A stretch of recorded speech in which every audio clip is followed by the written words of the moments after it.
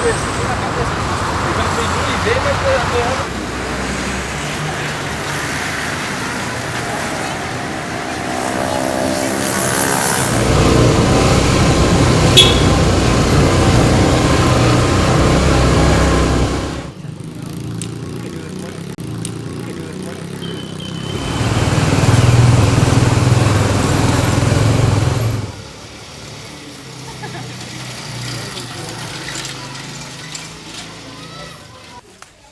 Acerola, coqueiro, tá vendo?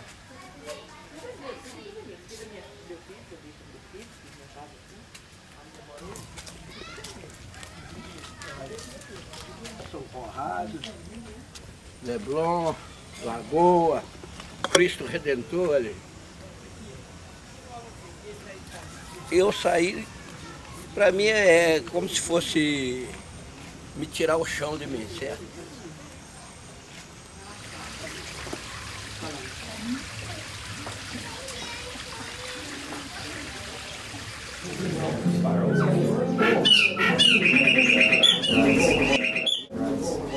Aqui é um lugar maravilhoso, tranquilo, é totalmente diferente até de lá do Laboriô, né, de lá de baixo. Vai ser que é na beira aí da mata, né? A gente aqui não é como vizinha, como uma família, né?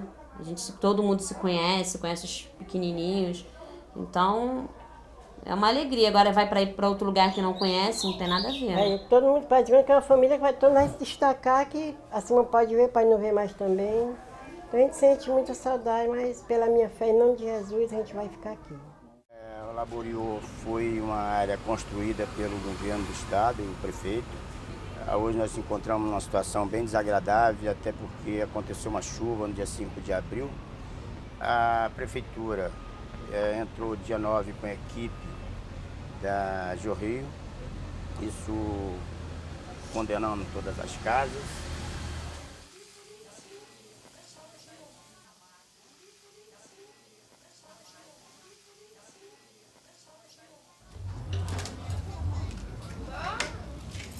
Assim como uma bomba atômica, todo mundo vai sair, mas para onde a gente vai?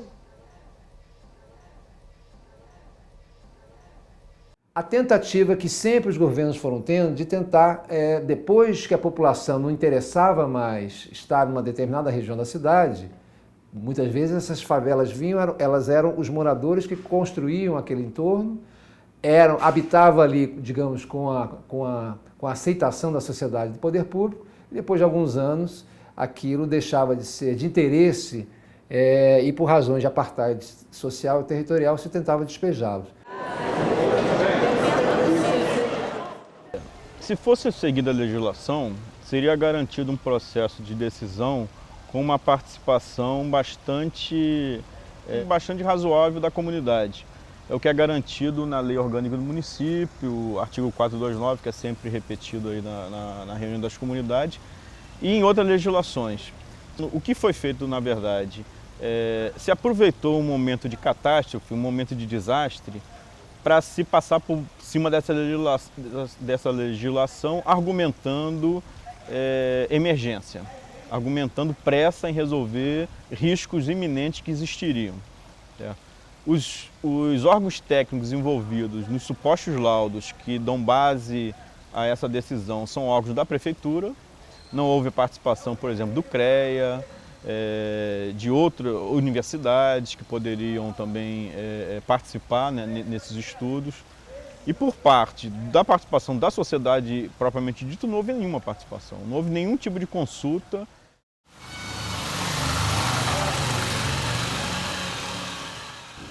Eu acho que a remoção parte de um princípio de um governo que está aí, que não tem compromisso com a classe trabalhadora. Se ele tivesse compromisso com essa classe, ele não estava pensando em remoção. Ele estava pensando em contenção de encosta. Porque o Rio de Janeiro é todo de morro. De repente, se for tirar os morros, vão tirar a classe rica também. Como é que os ricos estão colocados nas encostas e estão bem? Porque tem contenção, porque tem obra. O que falta aqui é fazer contenção.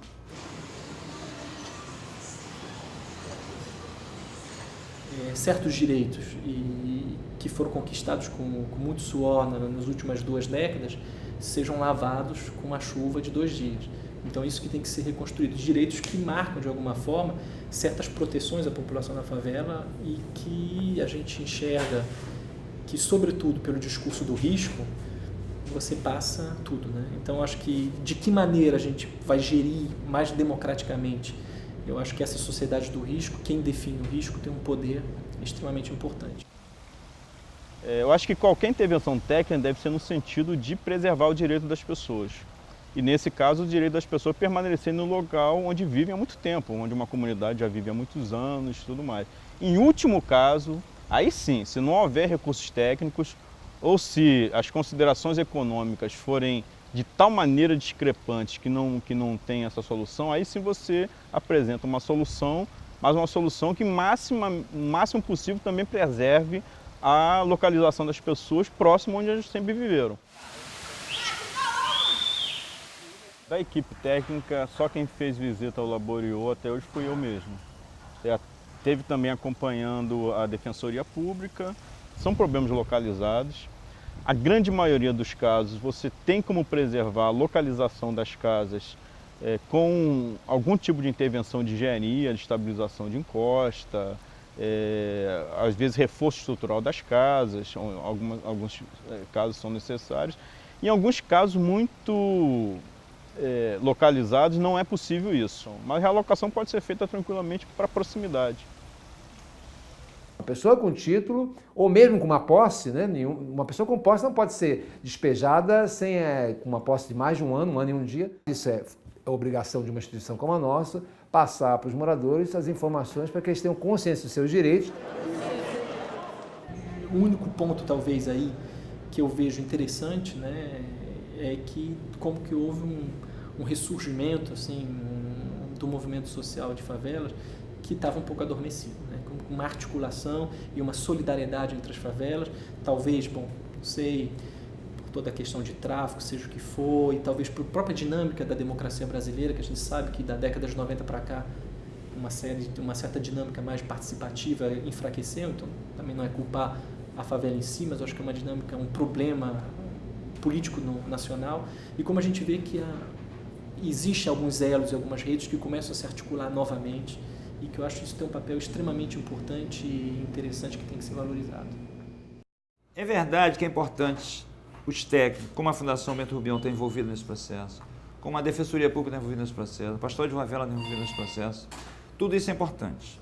Mas eu acho que a maior importância o mais forte de tudo isso é a unidade dos moradores. Eu acho que sozinho ninguém faz nada, sempre faz no coletivo.